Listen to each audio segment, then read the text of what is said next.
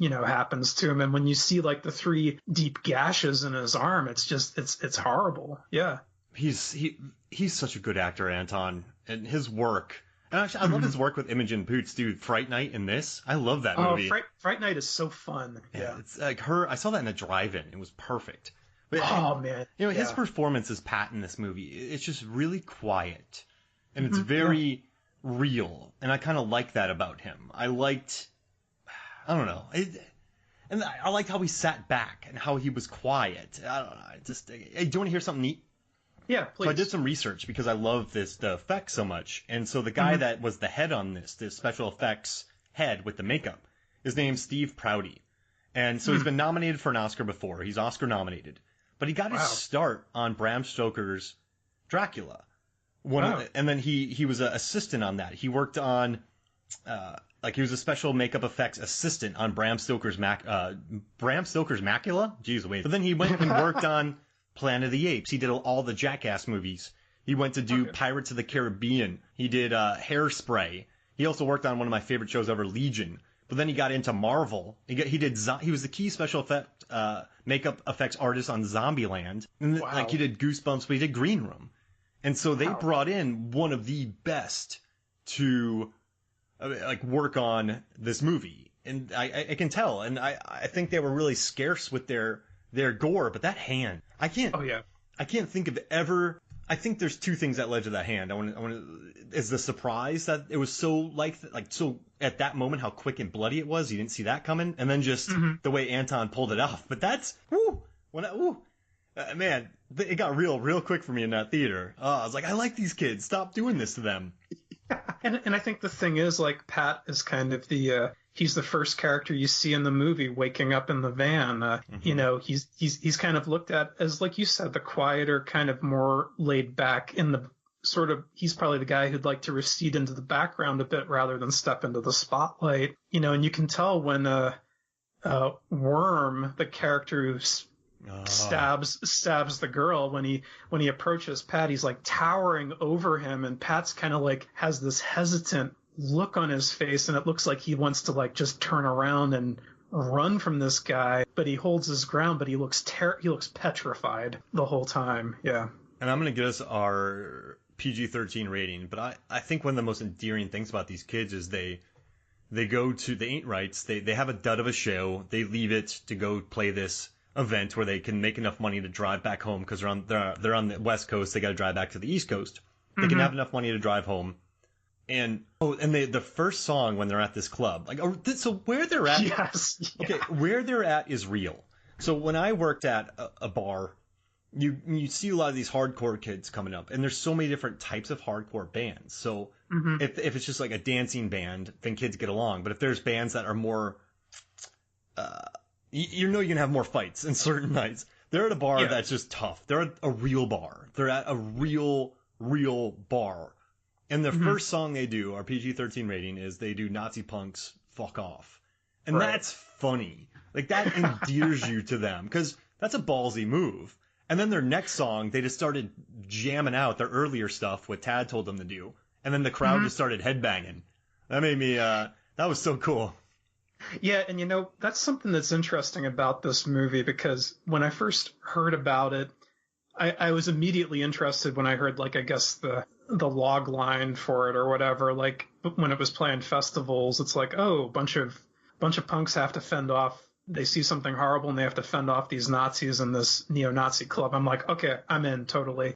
Something that I think is interesting is that you think that synopsis could go one way. It could be just a mindless gore fest where it's like a bunch of guys with Hitler mustaches sieg heiling and being caricatures like they would be probably in Eli Roth's Green Room, but it's not like that. It's like you think, oh, the guys in the audience are going to jump them after doing that Dead Kennedys song, but they don't.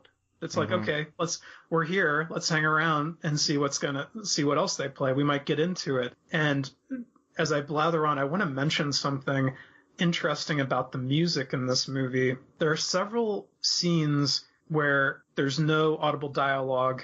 There's just this ambient sound, kind of. And I think it's interesting that this ambient sound comes into effect kind of in what I call the That's Youth scenes. Like after they get the gas siphoned from the roller rink and they get it back in the truck and they're pushing the truck out of the cornfield at the beginning, there's just this ambient music. And I'm like,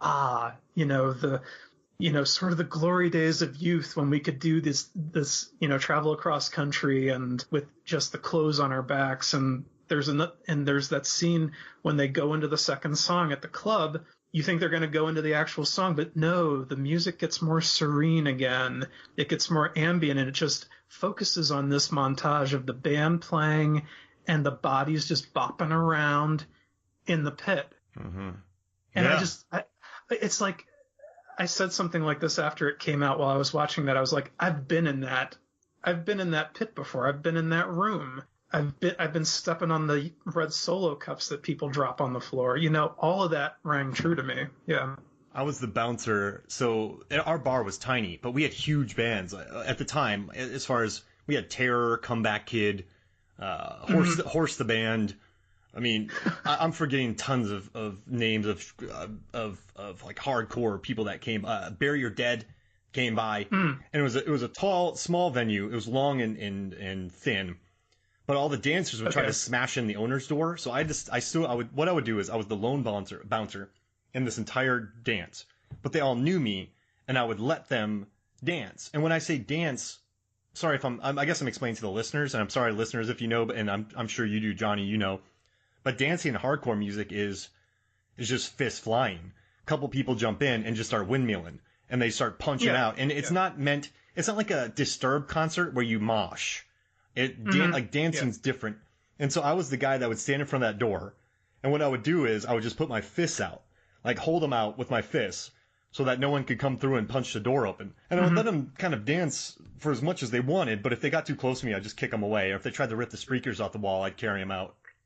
But I just kind of let these kids do their thing. And it like you said, when people are throwing fists, you expect all these fights. But the kids, I don't know, they hung in there. I mean, this wasn't a neo-Nazi club. It was just like a bar on a Tallahassee Strip in Florida State.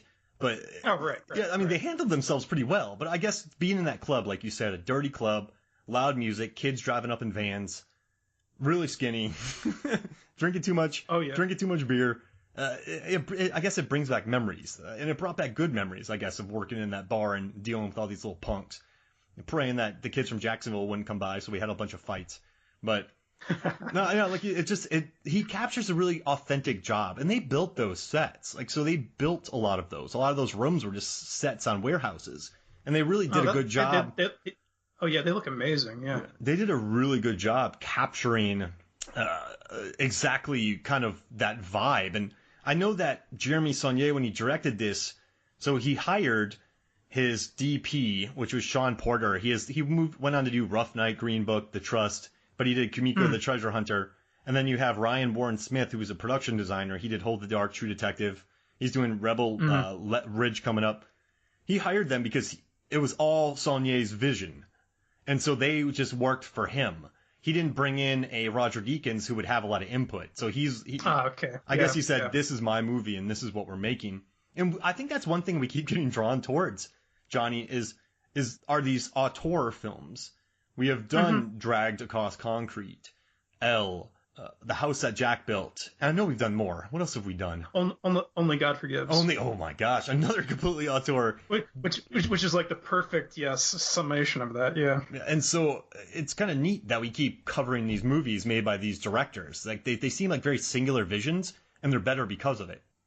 Oh, absolutely. And I mean, at the time, I was really gung-ho. I guess I still am gung-ho about A24 because that's what I feel I get when I watch an A24 movie, like whether it's Blackcoat's Daughter or The Lighthouse. I know I'm going to get something, they may be the Hollywood version of an indie studio, but at the same time, they're still putting out stuff that's like, this is stuff I'm not seeing coming out of the mainstream Hollywood machine. So I'm taking it because I think they are fostering a lot of good talent and really diverse and interesting things are coming out of them. So at the time, A24 was like, quality seal. It's sort of like the approved fresh on Rotten Tomatoes kind of thing for when I watch a movie. Yeah, people see A24, they kind of know what to expect. They know there's going to be some quality there. And I definitely agree with what you said, because I do think Green Room comes across as a very individualistic vision that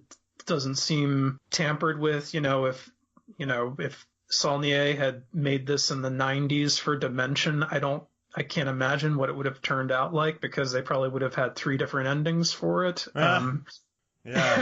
and gone in and reshot the hell out of it. So, I'm glad, my hope is that that's what he wanted to see is what more or less came out on the screen. It sounds like that's what happened for him. And I love how in the commentary, how tough I don't know if you've listened to the commentary, but he just kept talking about how hard everything was. But he also said, this was my vision.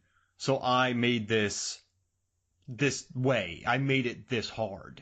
And he said that his first day on set, Patrick Stewart was on set, he was a complete mess because everything was going wrong and he was just a flop with Patrick Stewart. And so we walked up to him and said, listen, sir, I'm sorry. And Patrick's like, no, are you doing okay? I'm not worried about me. Are you doing okay? And they had a nice talk. They had a talk, and then after that it went well. Mm-hmm. But it was pretty interesting to hear that. I like how forthright he is. He just said, this movie was on me and it was tough, but I knew that this would be one of the last chances I had to make something like this with so much freedom. Because the Hollywood was starting to look at him, and he can't make this with Hollywood. So he embraced it, but he also talked about how hard it was. But it looks, I'm telling you, man, so many movies seem faux to me nowadays. I hate when movies seem faux. There's nothing faux about this. The costuming that's done. I mean, these shirts the kids wear, I keep calling them kids, but these shirts that they're wearing, they all look like they've been stretched out. They look like they've been worn for an entire tour. It's a very authentic, man. I think that's why I just lean towards it. It's very, as much as Only God Forgives is manicured with light and careful choosing, this one seems very, I don't know. And a lot of work went into making those shirts fit so good, which makes me happy. But no, I still dig it. Well, I think it's funny in that Saulnier makes all of these decisions, like the costuming, like the set design, like you were mentioning, how all that stuff was sets, which I didn't know. Well, I like how he inserts little like visual gags in there too. It doesn't take you out of the movie, but like we were talking about how Pat is a bit of a meek character, at least at the beginning. And what shirt is he wearing? He's wearing a minor threat shirt because he's a minor threat at that juncture in the movie. Leah Shawkat's wearing a Dead Kennedy shirt. There's a poster for the Dillinger escape plan, which is a bit of foreshadowing in Tad's apartment where they crash at the very beginning of the movie. There's a bunch of stickers on the back of their van that serve as little foreshadowing kind of in-jokes. At the end, you see a sticker for Corpse Pile, which is actually pretty on the nose. Just these little details. I like that he inserts them. Like when Pat's walking to the door to open it up to toss out the gun, someone spray painted The Damned on the wall behind him. It's like, well, The Damned is a band, but they're also the damned in this situation, more or less, because they're, because of what they've stumbled across. One could feasibly say that they are kind of cursed in a cursed situation. But going back to something you said, Mark, I agree with you about Saulnier not being able to make a movie like this really moving forward. So I'm glad he kind of jumped on that opportunity. And I got to admire how he set up these situations and scenarios that didn't seem to have exits. And I think that's another thing that lends this movie a real power and effect, even after watching it, I don't know how many times at this point, is that I still have that sense of, how are they going to get out of this? I know how they're going to get out of this, but I'm just taken back into that situation and that scenario of like, maybe I'm putting myself in their shoes and I'm like, oh my God, what would I do? How are they going to get out? It just seems like an impossible situation. And the more they get enmeshed in it, it seems like the more impossible it gets, actually. And I love that Pat's pep talk about the paintball gets interrupted. And I love when Amber says, was that a pep talk? And later on, she says, listen, I want to hear this. And he tells his story about how they went to play some professional paintballers and they were getting shellacked. And eventually a guy had enough of it and he just went off the grid, went radar. And if you're used to if you're that professional, you're used to patterns. But if there's someone out there who's not fitting a pattern, he might beat you because it throws you so far off. It knocks you off balance. And that's actually true. So this, whatever. This is a weird story, but I used to be a bouncer. And when I was bouncing in St. Pete one time, it was the end of the night, nothing good happens at